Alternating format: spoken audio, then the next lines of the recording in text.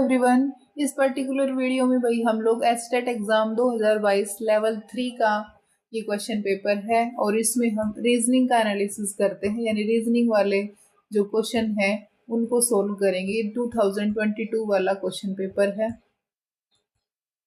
Level 3 वाला है, यानी बीजीटी लेवल का ये क्वेश्चन पेपर है। तो चलिए इसमें हम रीजनिंग के क्वेश्चन को सोल्व करते हैं। देखते हैं रीजनिंग के क्वेश्चन भाई कहाँ से स्टार्ट है, देखते हैं। क्वेश्चन नंबर 61 ये रीजनिंग का ये, चलिए स्टार्ट करेंगे। देखो, X and Y are facing each other at sunrise.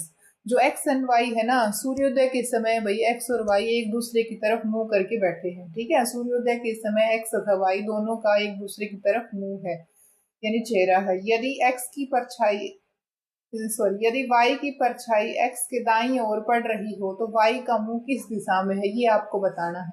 और ऑप्शन यहाँ पर दे रखे हैं कि नॉर्थ में यानी उत्तर में होगा, या दक्षिण में होगा, या पूर्व में होगा, या पश्चिम में होगा। तो कैसे सॉल्व करेंगे ये देखो। तो सबसे पहले क्या कहा है कि सनराइज के टाइम की बात की है ना, सनराइज के टाइम की बात की यानी सूर्योदय के समय की बात हो रही है यहाँ पर। तो सूर्योदय के समय सन किधर होगा आपका, यानी कि सन किधर होगा भाई आपका, ईस्ट डायरेक्शन।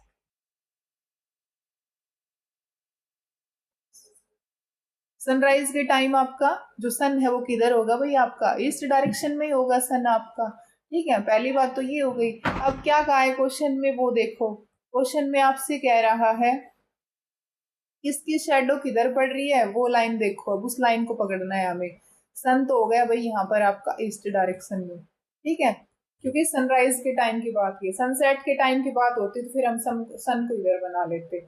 जब सन आपका ईस्ट में है तो शेडो किधर बनेगी आपकी भाई, तो शेडो किधर बनेगी भाई आपकी वेस्ट डायरेक्शन में, यानी पश्चिम में बनेगी। परछाई किधर बनेगी, पश्चिम में बनेगी। ठीक है, लेकिन हमें परछाई नहीं बताना, हमें तो सीधा ये बताना है कि वाई का जो फेस है ना वो किस डायरेक्शन में है। ठीक है, और ये लाइन अब यहाँ से देखो, the shadow of Y, Y की जो परछाया है वो किधर पड़ रही है, is falling towards right of X, X के राइट में पड़ रही है। ठीक है, तो आपको बस कुछ नहीं करना, सवाल में ये देखना है कि किधर पड़ रही है वाई की परछाई, किधर पड़ रही है भाई, राइट ऑफ एक्स। तो ये आप ये देखना है कि सनराइज का टाइम है तो सन तो हो गया भाई आपका ईस्ट में। ईस्ट से किधर जाना है आपको, राइट में जाना है। तो ईस्ट से राइट में जाएंगे तो कौन सी डायरेक्शन आ जाएगी, यानी कि क्लॉकवाइज टर्न करेंगे। तो क्लॉकवाइज टर्न करेंगे तो ये कौन सी डायरेक्शन हो जाएगी आपकी भाई, इधर साउथ डायरेक्शन हो जाएगी। ठीक है, इसका मतलब एक्स का जो फेस होगा ना वो भी किधर हो जाएगा भाई, एक्स का फेस होगा वो भी किधर हो जाएगा, साउथ में। यानी कि एक्स का फेस है वो नीचे की तरफ होगा, साउथ डायरेक्शन में ही होगा। तो ये हो गया, मान लेते हैं कि एक्स का फेस नीचे की तरफ है, तो वाई का फेस फिर किधर होगा, वाई का फेस फिर किधर होगा भाई, नॉर्थ के अंदर होगा, क्योंकि ये आमने सामने बैठे हैं, यानी facing each other at sunrise. Sunrise के टाइम पर ये एक दूसरे की तरफ मुंह करके बैठे हैं। ठीक है, यदि एक्स का फेस किधर है, साउथ में है, तो वाई का फेस किधर हो जाएगा, नॉर्थ में हो जाएगा। तो आंसर हो जाएगा ऑप्शन नंबर फर्स्ट, नॉर्थ, यानी उत्तर दिशा की ओर मुंह करके बैठा है कौन, वाई। तो वाई का फेस किधर होगा भाई, वाई का मुंह किस डायरेक्शन में होगा, किस दिशा में होगा भाई, उत्तर दिशा में होगा। ये लाइन देखनी है भाई आपको। जो परछाई है वो किधर पड़ रही है, एक्स के दाएं पड़ रही है ना, दाई ओर पड़ रही है। ठीक है, तो सीधा आपको क्या करना है, राइट में टर्न कर जाना है। ठीक है, तो ईस्ट के राइट में टर्न करेंगे तो यानी कौन सी डायरेक्शन आ जाती है, साउथ। इसका मतलब जो एक्स का फेस है वो भी किधर है, वो भी किधर है भाई, साउथ में है। तो वाई का फेस फिर किधर हो जाएगा, नॉर्थ में हो जाएगा। ठीक है ना, वाई का फेस किधर हो जाएगा भाई, ऊपर की तरफ, यानी नॉर्थ में हो जाएगा। और एक्स का फेस किधर हो जाएगा, साउथ डायरेक्शन में। ठीक है, आपसे वाई का यहाँ पर पूछा है, तो ये हो गया आंसर, इसका हो जाएगा option number first. Next question देखो भाई, ये आपका भाई बोट और स्ट्रीम वाला क्वेश्चन है, मैथ का है। नेक्स्ट भी आपका मैथ्स वाला क्वेश्चन है, रीजनिंग के क्वेश्चन हम सोल्व करेंगे। चलिए नेक्स्ट रीजनिंग का ये वाला क्वेश्चन देख लेते हैं, क्वेश्चन नंबर 65। वैसे तो ये मैथ में ही आ जाता है, बट कर लेते हैं सोल्व, ये मैथ पोर्शन में ही आ जाता है क्वेश्चन तो आपका। चलिए वेन डायग्राम से भी कर सकते हैं इस क्वेश्चन को हम लोग, और जो बेसिक हमारा यूनियन का फॉर्मूला है उससे भी हम लोग इसको कर सकते हैं। चलिए क्वेश्चन नंबर 65 कर लेते हैं। देखो भाई क्वेश्चन 65 क्या कह रहा है, कि 1865 लोगों में से 660 अंग्रेजी बोल सकते हैं। तो टोटल कितने पीपल हैं, यानी कि भाई 1865 टोटल पीपल हैं। ठीक है, उनमें से क्या कह रहा है कि 660 है वो स्पीक करते हैं इंग्लिश, यानी 660 अंग्रेजी बोलते हैं, 1305 हिंदी बोल सकते हैं, परंतु 120 व्यक्ति दोनों में से कोई भाषा नहीं बोल सकते, यानी कि 120% can not speak either language. तो ये 120 व्यक्ति है ना, वो कोई सी भी भाषा नहीं बोलते, तो हम टोटल में से 120 कैंडिडेट को माइनस करवा देते हैं, तो ये वो कैंडिडेट बच जाएंगे जो कोई ना कोई एटलीस्ट एक भाषा तो कम से कम बोलते हैं। ठीक है ना, तो हमें ये टोटल में से 120 को माइनस करवा लेना है सबसे पहले तो, क्योंकि ये क्या नहीं करते, कोई सी भी भाषा नहीं बोलते, can not speak either language. ठीक है, तो हम ये टोटल 1865 था, उसमें से हमने 120 हमने माइनस करवा दिया, तो कितना आ गया, ये 5, ये 4, ये हो गया 7 और ये 1। ये जो 1745 जो पीपल हैं ये वो आ गए, ये एटलीस्ट यानी ये कम से कम एक लैंग्वेज को बोलते हैं, एटलीस्ट स्पीक वन लैंग्वेज, यानी कम से कम ये एक भाषा को तो बोलते हैं। कितने कितने लोग हैं, ये 1745 लोग हैं। ठीक है, अब आपको क्या निकालना है, then how many person speak both language, दोनों भाषाओं बोलने वाले व्यक्ति कितने हैं, तो कितने लोग दोनों भाषाएं बोल सकते हैं, यानी कि आपको दोनों का निकालना है कि दोनों कितने भाषाएं बोल सकते हैं, वो आपको यहाँ पर बताना है। ठीक है, यानी कि कॉमन वो कैंडिडेट बताने हैं जो हिंदी भी बोलते हैं और इंग्लिश भी बोलते हैं। टोटल कितने लेने पड़ेंगे आपको, इतने। तो एन ए यूनियन बी की बात करें, उसका फॉर्मूला होता है आपका N A plus N B minus N A intersection B, A intersection B. तो ए इंटरसेक्शन बी का मतलब होगा जो दोनों में हो कॉमन। ठीक है, जो दोनों में होता है कॉमन। ठीक है, यहाँ पर हमें यही निकालना है, जो दोनों लैंग्वेज को बोलते हैं वही यही निकालना है हमें। एन ए मान लेते हैं कि इंग्लिश को बोलने वाले, ठीक है, एन बी मान लेते हैं हिंदी को बोलने वाले, और एन ए यूनियन बी यानी कि हो जाएगा ये आपका इंग्लिश और हिंदी दोनों। ठीक है, तो इसको आप चेंज कर सकते हो, ई यूनियन एच कर सकते हो, यानी कि इंग्लिश यूनियन हिंदी, और ये हो जाएगा एन ई यानी इंग्लिश बोलने वाले यहाँ पर हो जाएगा हिंदी बोलने वाले, और माइनस हिंदी और इंग्लिश दोनों बोलने वाले, यानी कि हम कह सकते हैं ई इंटरसेक्शन एच। ये हमें यहाँ पर निकालना है, और इसकी वैल्यू यहाँ पर ये दे रखी है, ये कि यहाँ पर पुट करो 1745। एन ई कितना है भाई, 660 है। ठीक है, एन एच कितना है भाई आपका 1305 दे रखा है क्वेश्चन में, ये आपको निकालना है भाई। ठीक है, तो इसको आप एज इट इज रख सकते हैं, और इन दोनों को जोड़कर इसमें से माइनस करवा लो, आपका आंसर आ जाएगा जो दोनों भाषाएं बोल सकते हैं।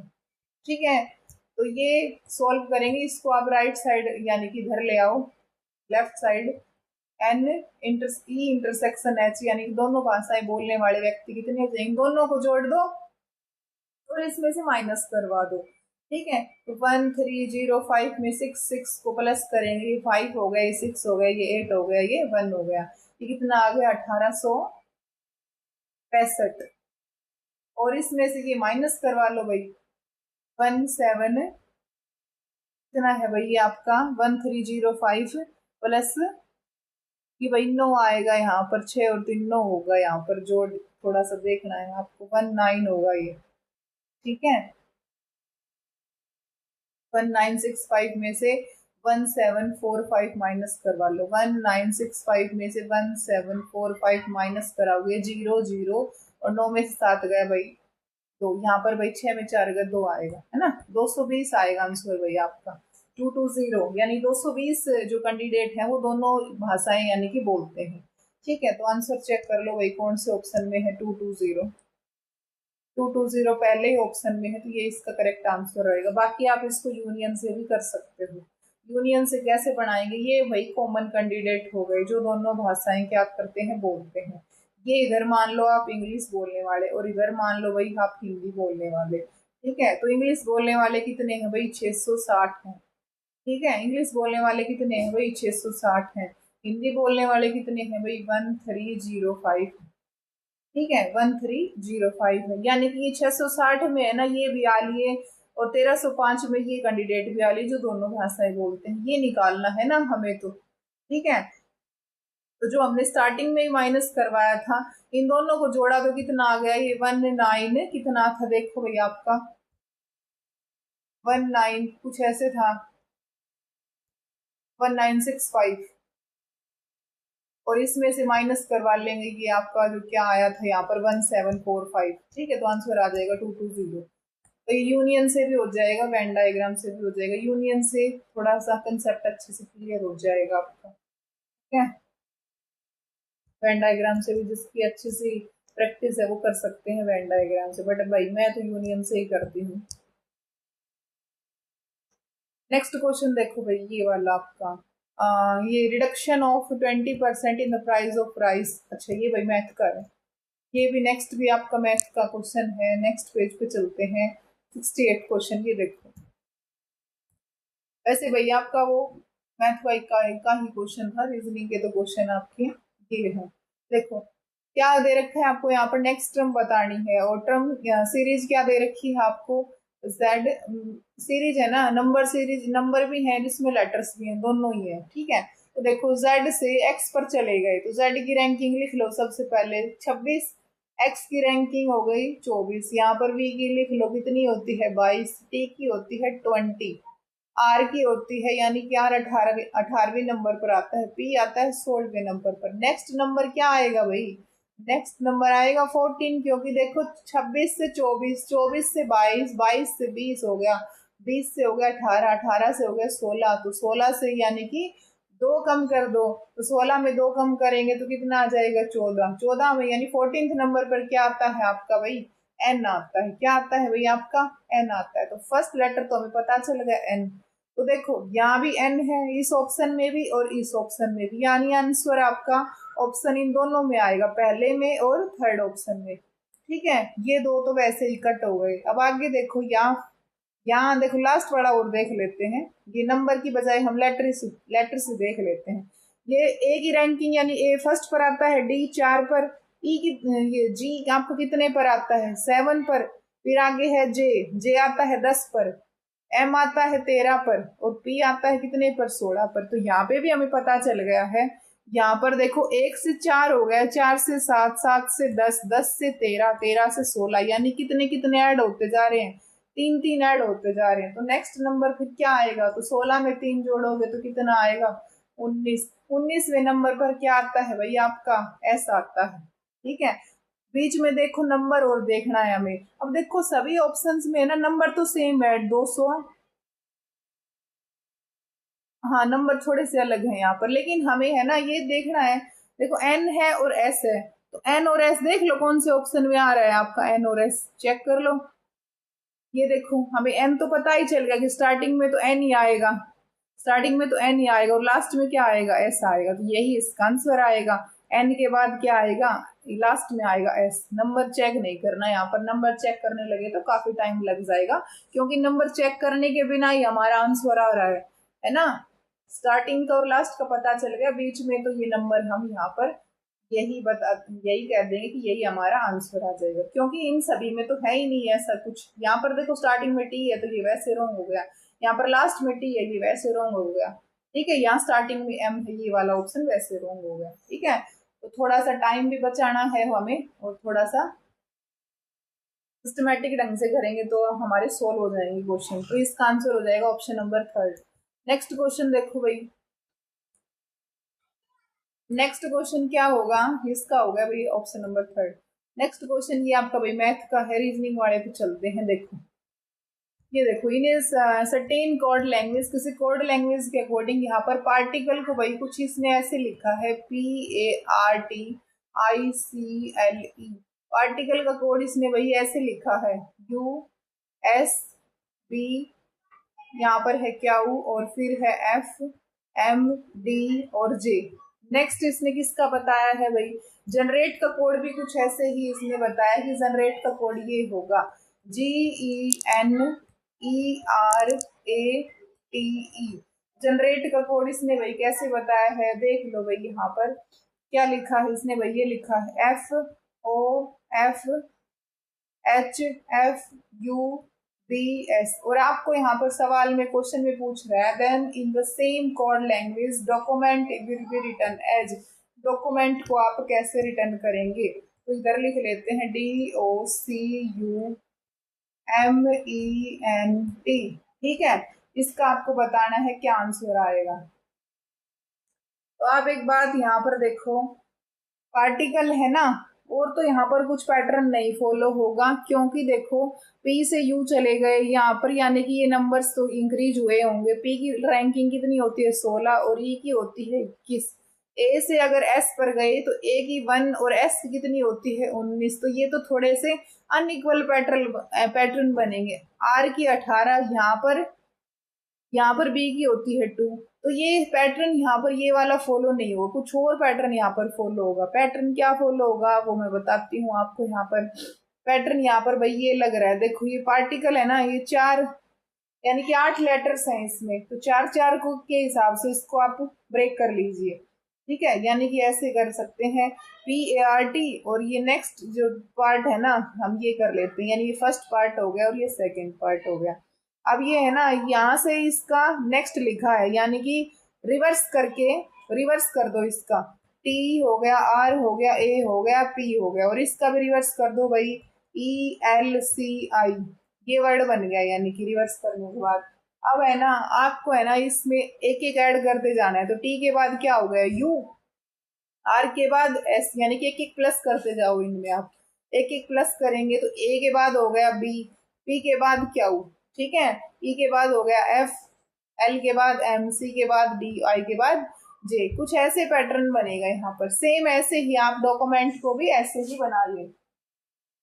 वैसे ही बनाएंगे तो यहाँ पर है ना DOCU, ये है ना आपका DOCU, इसको आप लिख लो UCOD।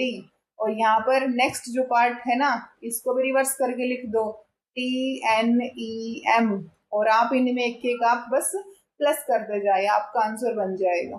सेम यहाँ पर जनरेट के लिए भी इसने ऐसे लिखा है, ये 4 है ना, इनको रिवर्स करके एक एक प्लस किया। E का F हो गया, देखो N का हो गया, E के बाद F, G के H हो गया, है ना। इनका रिवर्स करके क्या किया है, एक एक नंबर एक एक जो लेटर है ना प्लस करते गए हैं। तो हमने यहाँ पर ये फर्स्ट पार्ट ये ले लिया, सेकंड पार्ट ये ले लिया, और ये लिख दिया मैंने यहाँ पर रिवर्स करके, इसका रिवर्स करके लिख दिया है। और आप इनमें एक एक प्लस करते जाओ, तो एक प्लस कर दो U में, C में एक प्लस कर दो, D में भी, तो हर एक में एक एक प्लस कर दो, यानी कि एक एक लेटर मूव ऑन कर दो। तो U के बाद क्या आ गया भैया आपका, U के बाद हो गया V, C के बाद आ गया D, ठीक है, O के बाद क्या आ जाएगा M, O के बाद क्या हो गया भैया आपका P आ गया, ठीक है, D के बाद हो गया आपका E, ठीक है, T के बाद क्या आ जाएगा आपका, T के बाद क्या हो जाएगा भैया आपका U, N के बाद O, E के बाद हो गया F, और ये यहाँ पर एक प्लस कर दो इसमें, M के बाद हो गया N। तो आप आंसर चेक कर लीजिए, ये आपका आंसर बन जाएगा। कौन सा ऑप्शन है देख लीजिए यहाँ पर, देखो BDPE, BDPE, आगे देखो UOFN, क्या है UOFN, यही आंसर है, ऑप्शन नंबर 3 इसका करेक्ट आंसर। ठीक है, तो कुछ ऐसे ही इसमें पैटर्न बनेगा 4 4 का, यानी कि 2 पार्ट कर लिए, 8 लेटर थे टोटल, 2 पार्ट कर लिए 4 4 करके, और उनको रिवर्स करके एक एक यानी कि लेटर क्या किया है प्लस किया है। आंसर आ गया भैया आपका ऑप्शन नंबर 3। नेक्स्ट देखो क्वेश्चन नंबर 71 मैथ का है, 72 पे चलते हैं, ये भी मैथ का है, 73 पे चलते हैं, ये रीजनिंग का है, इसको सॉल्व करेंगे। देखो in a row of girls, girls की यानी कि रो में पंक्ति में A is 10th from the left, A की पोजीशन बताई है कि ए है भाई वो लेफ्ट साइड से, यानी कि लेफ्ट से ए की पोजीशन कितनी है,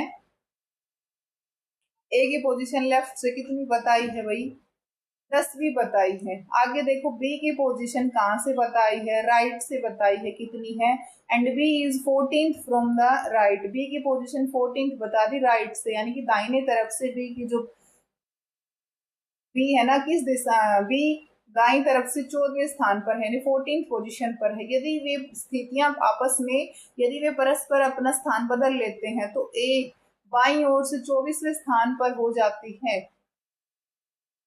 तो पंक्ति में लड़कियों की संख्या कितनी है, तो यानी कि वो आपस में अपनी जो जगह है ना सीट को क्या कर लेते हैं, इंटरचेंज कर लेते हैं। तो यहाँ पर कर देते हैं आफ्टर इंटरचेंज, इंटरचेंज करने के बाद, यहाँ लिख देती हूँ आफ्टर इंटरचेंज, इंटरचेंज करने के बाद ए की पोजीशन कितनी हो जाती है, लेफ्ट से ए की पोजीशन हो जाती है कितनी, वही 24 हो जाती है। सवाल में दिया है यहाँ पर ए बिकम्स 24 फ्रॉम द लेफ्ट, तो बी की पोजीशन तो यहाँ पर राइट से नहीं पूछी, इसने तो सवाल में पूछा है कि टोटल गर्ल्स कितनी है, टोटल लड़कियां कितनी हैं, टोटल जो टोटल गर्ल्स के बारे में यहाँ पर पूछा है। तो टोटल निकालने के लिए क्या करेंगे, यहाँ पर ये इंटरचेंज करने से पहले और यहाँ पर इंटरचेंज करने के बाद ये लेफ्ट वाली पोजीशन और ये राइट वाली पोजीशन, इन दोनों का पहले जोड़ कर लो भाई। 24 और ये 14, इन दोनों का जोड़ कितना आ जाएगा भाई आपका 38 आ जाएगा। और टोटल निकालने के लिए एक माइनस कर दो, तो एक माइनस करेंगे तो कितना आंसर आ जाएगा 37। 37 कहाँ दे रखा है, कौन से ऑप्शन में है, ऑप्शन नंबर 3 में, यही इसका करेक्ट आंसर है। ठीक है, 37 क्या होंगी, टोटल गर्ल्स कितनी हो जाएंगी भाई, टोटल लड़कियां हो जाएंगी, कुल लड़कियां कितनी होंगी 37 होंगी। अगर आपसे पूछ लेता सवाल में कि स्थान बदलने के बाद बी की दाएं से स्थिति बताएं, यानी कि बी की राइट से जो पोजीशन है वो क्या होगी, तो क्या होगी भाई, इन दोनों का जो एडिशन है ना वही लास्ट वालों का भी एडिशन होगा। ठीक है, तो यहाँ पर x में यानी कि 10 में कितना जोड़े क्या बन जाए आपका 38 बन जाए, तो 10 में कितना जोड़ेंगे भाई 38 बन जाए, यानी 38 में से 10 घटा लो भाई, आपका ये कितना आ जाएगा आपका 28 आ जाएगा। ठीक है, बट यहाँ पर ये नहीं पूछ रहा, सवाल में क्या पूछ रहा है टोटल गर्ल्स, तो टोटल गर्ल्स निकालने के लिए जो इन दोनों का ऐड है 38, उसमें से हम क्या कर देते हैं एक माइनस करवा देंगे टोटल निकालने के लिए, ध्यान रखना है आप। नेक्स्ट देखो भाई, ये आपका मैथ का है 74, 75 भी मैथ वाला क्वेश्चन है, 76 चेक करते हैं। 76 यस, ये रैंकिंग का ही क्वेश्चन है आपका, अकॉर्डिंग टू हाइट यहाँ पर दे रखा है। देखो क्या है,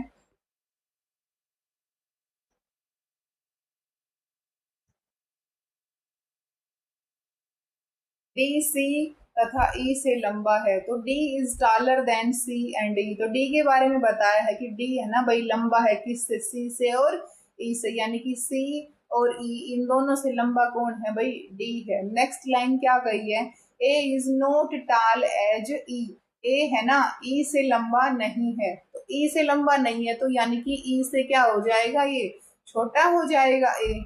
ए इज नॉट एज टाल एज ई, यानी कि ए है ई से लंबा नहीं है भाई, ई से लंबा होता तो ए को हम ऊपर लिखते, ये क्या है ए छोटा है ई से, तो ई के नीचे लिखना पड़ेगा आपको। नेक्स्ट लाइन क्या गई है वो देखो, नेक्स्ट लाइन इसने बोला है कि डी इज नॉट टाल एज बी, डी की पोजीशन बता दी फिर इसने कि डी है ना वो किससे लंबा नहीं है, बी से लंबा नहीं है। देखो डी बी से अधिक लंबा नहीं है, यानी कि सबसे लंबा फिर बी है भाई, डी है बी से लंबा नहीं है, तो डी तो सेकंड नंबर पर आएगा और बी किस पे आएगा, फर्स्ट नंबर पर आएगा, यानी फर्स्ट पोजीशन पर आएगा। Who among them is tallest, who is the tallest among them, सबसे लंबा व्यक्ति इनमें कौन है भाई, तो सबसे ऊपर होगा वही सबसे लंबा हो जाएगा, तो आंसर क्या आ गया बी, बी इज क्या हो गया भाई टॉलेस्ट, यानी कि ये सबसे लंबा हो गया। स्मॉल शॉर्टेस्ट पूछ लेता, सबसे छोटा कौन होता, तो फिर आप आंसर क्या कर देते, ए कर देते। ठीक है, तो यहाँ पर सबसे लंबे के बारे में पूछा है, शॉर्टेस्ट इसने नहीं पूछा। ठीक है, बाकी शॉर्टेस्ट पूछता तो आंसर क्या हो जाता आपका भाई ए हो जाता। मिडल बीच की बात करता तो ये हो जाता भाई आपका मिडल में बीच में कौन है, सी है। शॉर्टेस्ट सबसे छोटा कौन है इधर भाई आपका ए है, यहाँ पर लंबा पूछ रहा है तो सबसे लंबा कौन है बी है, तो आंसर हो गया ऑप्शन नंबर 2 यानी कि बी। नेक्स्ट क्वेश्चन देखो भाई, ये आपका ब्लड रिलेशन वाला क्वेश्चन है। देखो देखो एक लड़की के फोटोग्राफ की ओर इंगित करते हुए एक्स ने कहा, pointing to a girl in a photograph X said, X ने कहा भाई किसी लड़की के बारे में, एक्स के बारे में किसी लड़की के बारे में किसने कहा भी, एक्स ने कहा, यानी कि एक्स सेड, तो जिसने बोला है उसके बारे में लिखो, किसने बोला है भाई एक्स ने कहा, तो एक्स ने बोला किसके बारे में, देखो एक्स ने कहा कि वह मेरे दादाजी के इकलौते पुत्र की लड़की है, तो लड़की का एक्स से किस प्रकार का संबंध है ये बताना है आपको। देखो ये लाइन देखनी है भैया आपको। एक्स ने कहा कि मेरे वह, कि वो जो लड़की है ना वो, मेरे दादाजी, तो भाई एक्स के सबसे पहले तो हो गए पिता, एक जनरेशन ऊपर, और पिता से ऊपर हो गए एक्स के दादा, यानी कि पिता के पिता क्या हो गए, एक्स के क्या हो गए, दादा हो गए, है ना। भाई एक्स के ये तो हो गए फादर, और फादर के फादर कौन होंगे, एक्स के क्या हो गए ये, एक्स के क्या हो गए ये, दादा हो गए। ये जो कैंडिडेट है यहाँ पर, जो कैंडिडेट है वो एक्स क्या हो, कौन हो गए, दादा हो गए, है ना। एक्स के पिता, और पिता के पिता कौन हो गए, एक्स के दादा हो गए। आगे लाइन क्या गई, अगली लाइन देखो एक बार, अगली लाइन और पढ़ते हैं। अगली लाइन क्या गई है, मेरे दादाजी के इकलौते पुत्र की लड़की है। तो दादाजी का इकलौता पुत्र कौन होगा, एक्स का पिता होगा। और पिता की क्या कही है, मेरे दादाजी के इकलौते पुत्र की लड़की है। तो भाई पिता की लड़की कौन होगी, तो एक्स की तो वो कौन होगी, वो बहन होगी ना। वो लड़की, वो लड़की कौन होगी भाई, एक्स की तो क्या होगी, वो लड़की बहन ही तो होगी, क्योंकि पिता की हो गई लड़की, तो एक्स की क्या होगी, बहन ही तो होगी, है ना। तो एक्स से किस प्रकार का संबंध है, लड़की का एक्स से किस प्रकार का संबंध है, तो लड़की एक्स की क्या लगेगी, बहन ही तो लगेगी। और एक्स क्या है, उसका भाई है। एक्स के बारे में नहीं पूछा, यहाँ पर कह रहा है कि how is girl related to X, लड़की का एक्स से क्या संबंध है, तो लड़की सिस्टर हो जाएगी, बहन हो जाएगी एक्स की। आंसर हो गया ऑप्शन नंबर थर्ड। नेक्स्ट देखो भाई 78, ये आपका भाई डायरेक्शन वाला क्वेश्चन पूछ रहा है। यहाँ पर देखो, स्टीम इंजन रन्स फ्रॉम, एक स्टीम इंजन है भाई, वो किधर रन करता है, स्टीम इंजन एक भाप, एक वाष्प इंजन, भाप नहीं है वाष्प इंजन है भाई आपका। स्टीम इंजन रन्स फ्रॉम,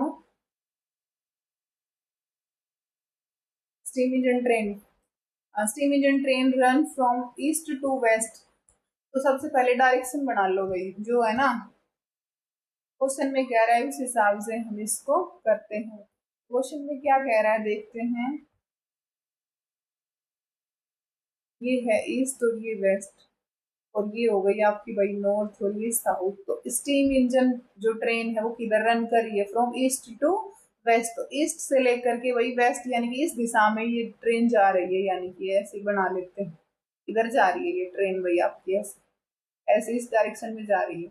आगे देखो, wind is blowing from north to south, हवा है भाई वो नॉर्थ से लेकर के साउथ में, हवा यानी कि नीचे की तरफ बह रही है, नॉर्थ से साउथ की तरफ बह रही है। तो आपको सवाल में क्या पूछा है वो देखो, सवाल में क्या पूछा है कि जो आपकी जो स्मोक है ना, धुआं है, वो किस डायरेक्शन में जाएगी वो बताना है आपको। तो स्मोक किधर जाएगी, जब हवा नीचे की तरफ जा रही है तो स्मोक किधर हो जाएगी भाई, ट्रेन आपकी इधर जा रही है ईस्ट टू वेस्ट, हवा आपकी नीचे की तरफ, तो ये ऐसे आगे मूव ऑन करेगी ट्रेन, तो आगे मूव ऑन करती जाएगी। और हवा नीचे की तरफ नॉर्थ टू साउथ, तो ये जो स्मोक है भाई किधर धुआं निकलेगा, साउथ और ईस्ट के बीच में निकलेगा, यानी कि तो आंसर क्या हो जाएगा, साउथ ईस्ट, यानी कि दक्षिण पूर्व में क्या हो जाएगी, स्मोक, यानी कि धुआं किधर निकलेगा, दक्षिण पूर्व में, क्योंकि हवा नीचे की तरफ जा रही है, बह रही है, हवा तो नीचे की तरफ बह रही है ना, और ट्रेन आगे की तरफ मूव ऑन कर रही है, ट्रेन आगे की तरफ मूव ऑन कर रही है ऐसे, हवा तो नीचे जा रही है, तो स्मोक किधर निकलेगी भाई, इधर ही तो निकलेगी इस डायरेक्शन में, साउथ ईस्ट। इसका आंसर हो जाएगा ऑप्शन नंबर थर्ड, दक्षिण पूर्व। नेक्स्ट क्वेश्चन देखो भैया आपका 79 वाला, 79 देखो, find the next term of the number series, number series की नेक्स्ट टर्म आपको बतानी है क्या होगी। नंबर सीरीज लिख लेते हैं पहले भाई, ये 3 है, इधर 13 है, इधर आपका भाई 22 है, इधर 32 है, नेक्स्ट नंबर है 59, उससे नेक्स्ट है भाई आपका 69, और फिर है 120, और फिर है 130, और फिर उसके बाद आपको सीरीज की ये टर्म बतानी है क्या होगी। तो चलो करते हैं, पहले इनमें भाई गैप देखेंगे। देखो 3 से 10 कितने का गैप हो गया, 10 का हो गया, है ना। यहाँ पर देख लो इनमें भाई कितने का गैप होगा, 13 से 22, यहाँ पर कितने का हो गया भाई, 13 से 22, यानी कि यहाँ पर तो 9 का हो गया। यहाँ पर देखो भाई ये 10 का हो गया यहाँ पर। अब मैं है ना इसलिए ऊपर इसलिए लिख रही हूँ कुछ एक नंबर को, क्योंकि यहाँ पर पैटर्न बनाने के लिए, ताकि आपको यहाँ पर स्पष्ट दिखाई दे जाए। ठीक है, यहाँ पर देखो नीचे भी लिख सकते हो, कोई दिक्कत वाली बात नहीं है। जो इनका डिफरेंस है नीचे भी लिख सकते हैं, कोई दिक्कत नहीं। चलो मैं नीचे लिख देती हूँ। देखो 3 से 13 हो गए, यानी 10 जुड़ गए। 3 में 10 जुड़ा तो 13 हो गए। 13 से 22 कैसे हुआ होगा, 9 जुड़ा होगा। 22 से 32 10 जुड़ गया। आगे इनमें कितना जुड़ा होगा, यानी कि ये 59 है और ये 32 है। ये इधर हो गया 27 का एडिशन। यहाँ पर कितने का एडिशन हो गया, 10 का। यहाँ पर कितने का एडिशन हो गया, निकाल लो भाई। 120 में से 69 घटा तो 10 में से 9 गया 1, 11 में 6 गया 5, यानी कि 51 हो गया। यहाँ पर भाई 10 का हो गया। अगला नंबर बताना है क्या होगा। तो देखो अब आप है ना इधर एक चीज एनालाइज करेंगे। यहाँ पर देखो, यहाँ पर भी 10 है, यहाँ पर भी 10 है ना, इन दोनों सेम है। यहाँ पर भी 10 है, यहाँ पर भी 10 है कि नहीं। तो यहाँ पर इसका मतलब है कि ये जो आगे जो पेयर बनेंगे ना, इस नंबर को छोड़ करके, यानी कि एक नंबर को छोड़कर जो पेयर बनेंगे उनमें भी कितने का होगा, 10 का ही डिफरेंस। ये 10 ही आएगा, यानी कि 10 ही होगा, सेम होगा। यानी कि देखो यहाँ 10 हो गया, यहाँ भी 10 है, यहाँ भी 10 है, यहाँ भी 10 है।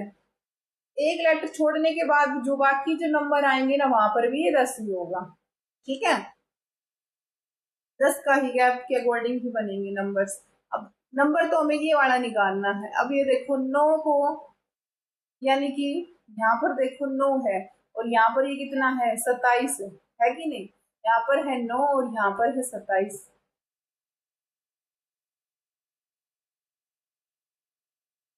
9 को भाई किससे गुणा किया होगा इसने, 9 को 3 से गुणा किया होगा तो 27 आ गया।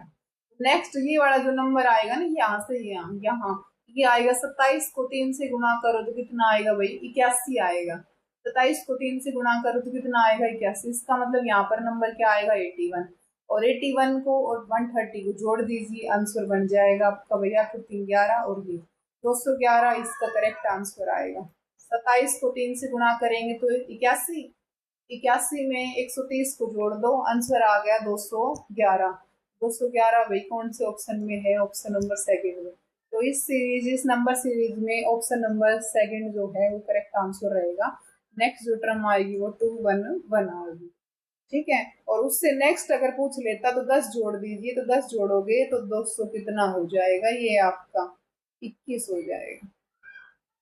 ठीक है, नेक्स्ट एक और नहीं पूछी, यहाँ पर सिर्फ एक ही टर्म पूछी है, तो कितना आ जाएगा, ये 211 हो जाएगा आंसर। रीजनिंग का भाई ये लास्ट ही क्वेश्चन था आपका, क्वेश्चन नंबर 80 आपका ये मैथ वाला क्वेश्चन है।